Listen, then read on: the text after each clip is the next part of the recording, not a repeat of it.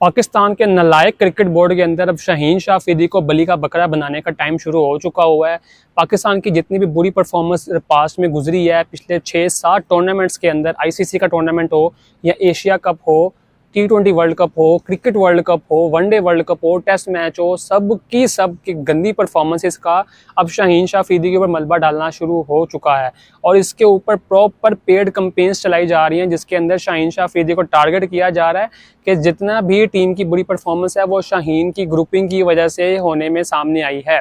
हालांकि ये बात अगर आप जहन में रखें, अगर ये बात याद करें तो शाहीन शाह अफरीदी, बाबर आजम, रिजवान, ये सब लोग एक यूनिट की तरह थे जब ये टीम बनी थी। और जब बाबर आजम को कैप्टनसी से नहीं हटाया गया था तो यही शाहीन और रिजवान थे जिन्होंने बाबर आजम को बैक किया हुआ था। लेकिन जब बाबर को कैप्टनसी से हटाया गया, शाहीन ने बाबर और रिजवान से कांटेक्ट किया और उनसे पूछा कि भाई मुझे कैप्टनसी ऑफर हो रही है, मैं लूँ या ना लूँ। मतलब शाहीन ने बाबर को एतमाद में लेके कैप्टनसी एक्सेप्ट की थी और जिसकी वजह से उसने भाई बात बताई ना, उसने कंसर्न रेज किया कि अगर आपको इशू है तो मैं नहीं लेता।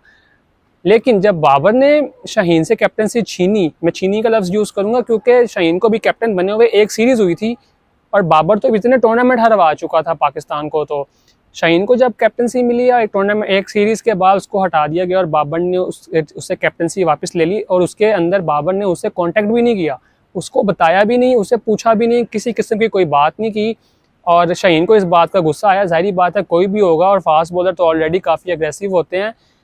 अब क्या हो रहा है टीम के अंदर, शाहीन शाह अफरीदी, कहा यह जा रहा है कि शाहीन ने अपना ग्रुप बनाया हुआ है, रिजवान और बाबर वगैरह का अपना अपना ग्रुप बना हुआ है, लेकिन टारगेट सिर्फ शाहीन शाह अफरीदी क्यों हो रहा है? क्योंकि एक इंसिडेंट हुआ जिसके अंदर शाहीन शाह अफरीदी ने, जो मोहम्मद यूसुफ हैं कोच, उसके साथ कोई बदतमीजी कर दी और उसके बारे में ये कहा जा रहा है कि वो नो बॉल कर रहा था नेट्स के अंदर, तो जिसके ऊपर मोहम्मद यूसुफ ने मना किया तो उसने कहा कि मैं अपना काम कर लूँगा, आप अपने काम से काम रखें। उसके बाद जब मोहम्मद यूसुफ ने कोच को शिकायत की, गैरी कर्स्टन को, तो ये भी सुनने में आया कि शाहीन ने जाके मोहम्मद यूसुफ से माफ़ी भी मांग ली, अपोलोजाइज़ कर लिया था। अब बात यह है करने की कि अगर तो माफ़ी मांग ली है और अगर तो ये सारा मामला उसी वक्त दफ़ा दफ़ा हो गया था, तो अब ये चेयरमैन पीसीबी को ये शिकायत लगाने की क्या ज़रूरत थी, पहला पॉइंट। और दूसरा पॉइंट, अगर आपको उस वक्त इतनी आग लगी थी, इतनी मिर्चें लगी थी कि शाहीन ने अगर जवाब दिया है, तो आपने जो अपॉलॉजी थी वो सारा सिस्टम, आपने सारा मामला क्यों किया? और तीसरी बात ये है कि अगर तो ऐसा था तो आपने उसको टीम से ड्रॉप क्यों नहीं किया कि भाई ये गंदा बंदा है, ये बदतमीजी करता है कोचेस के साथ, इसको हम पनिशमेंट के तौर पे मैच से बाहर निकाल रहे हैं, टीम से बाहर कर रहे हैं। उस वक्त तो आप उसको खिलाते चले गए और शाहीन ने मैन ऑफ द मैचेस भी लिए। और अब जब बारी आई है सर्जरी होने की और जब आप लोगों को लाले पड़े हैं कि आप लोगों की अपनी क्रिकेट खतरे में है, आप लोगों की अपनी जगह खतरे में है, आपने सारा मलबा इकट्ठा करके सारे इकट्ठे होकर शाहीन के खिलाफ हो गए हैं कि इसको बाहर निकालो क्योंकि ये इसके साथ शाहिद अफरीदी है। चेयरमैन पीसीबी को आप लोगों ने ये रिपोर्ट दे दी है कि शाहीन ने बदतमीजियाँ की हैं, तो क्या और किसी प्लेयर ने बदतमीजियाँ नहीं की और किसी प्लेयर ने ग्रुपिंग नहीं की? अब किधर है बाबर आजम, अब किधर है वो रिजवान, अब किधर है शादाब और चाचा किधर है? इनके ऊपर कोई क्यों बात नहीं कर रहा? शाहीन ने तो फिर भी अच्छी बॉलिंग कर दी है, विकेटें ले ली हैं, पाकिस्तान को 1-2 मैचेस भी जितवा दिए। शादाब ने क्या कर दिया, इफ्तिखार ने क्या कर दिया, बाबर, रिजवान ने क्या कर दिया, जो साइड पे हो गए हैं वो लोग।